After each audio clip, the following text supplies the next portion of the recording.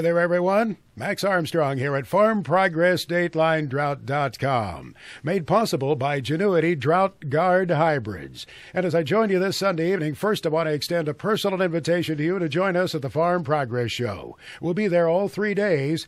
Each day, for example, between 12 and 1, my broadcast colleague Orion Samuelson and I will be at the ADM Pavilion, and we sure would like to see you come by to join us. Thursday, Secretary of Agriculture Tom Vilsack will be there during the noon hour. He'll be answering our questions and no doubt available to answer some of yours too at that time. So please come and join us at the Farm Progress Show.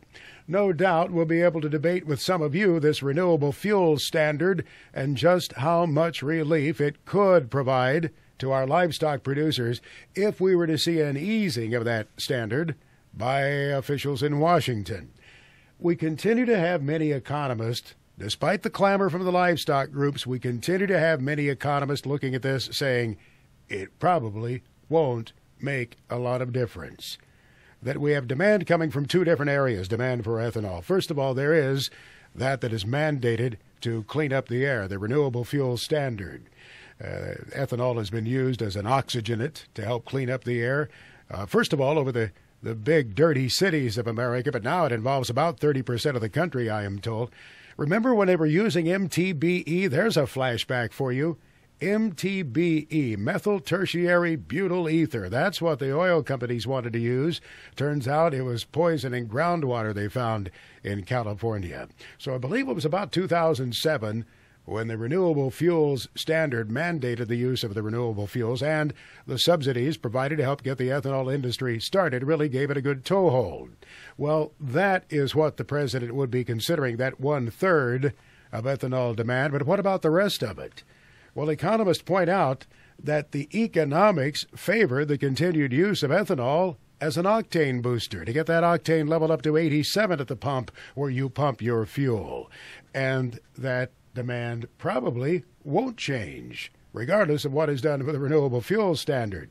They say the economics just favor ethanol as an octane booster versus anything else the oil industry would try to tool up to use to boost the octane.